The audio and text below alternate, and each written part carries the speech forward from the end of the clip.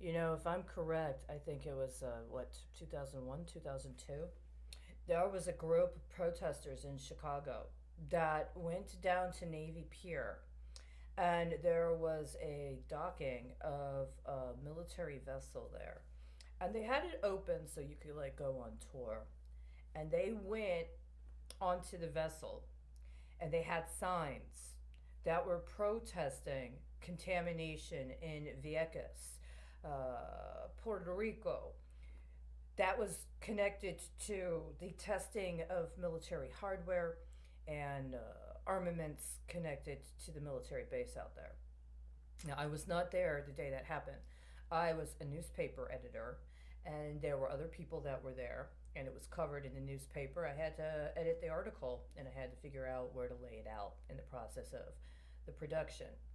But this wasn't a single event. This was something that happened very frequently. There is a very vibrant Puerto Rican community in Chicago.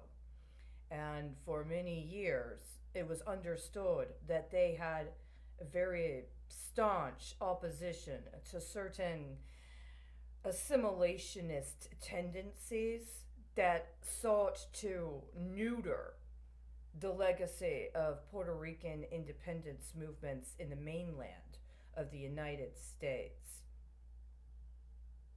Now, I know somebody thought they would take a political prisoner that was in jail for a substantial amount of time and flip him for some private health care deal, right? And that he was supposed to play along with other people that had been in La Lucha before, that ended up deciding they wanted to be a part of the Chicago machine, especially when it got exported to Washington, D.C.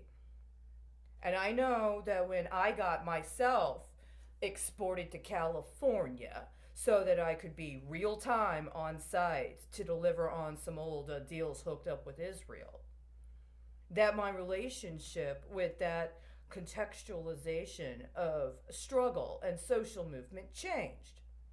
And even though this time I was the one on the phone taking the call, and I was the one writing the article about a real time situation where people were occupying the administration building, that ironic thing had happened, that what years earlier the Puerto Ricans in the United States said they believed needed to happen in Puerto Rico. Puerto Rico was like, you guys from the mainland don't understand what it's like out here.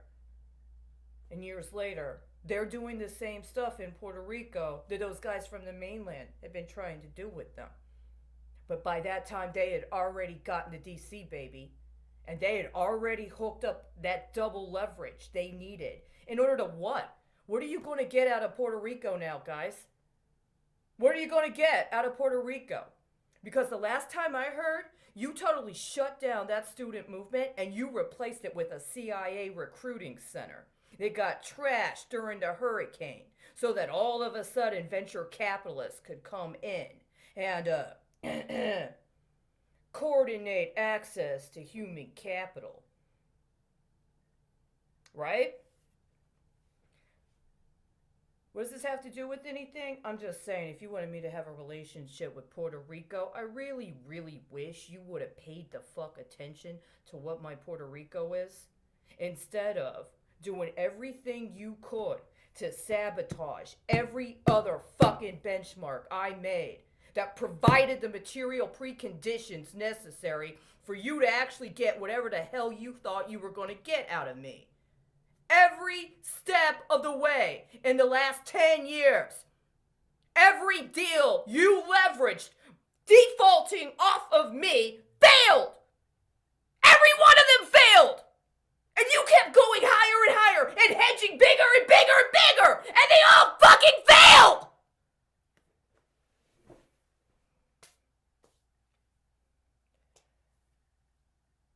I think today is the last day that I'm allowed to have this kind of rage, right? I'm supposed to mature! Finally! 30 fucking years!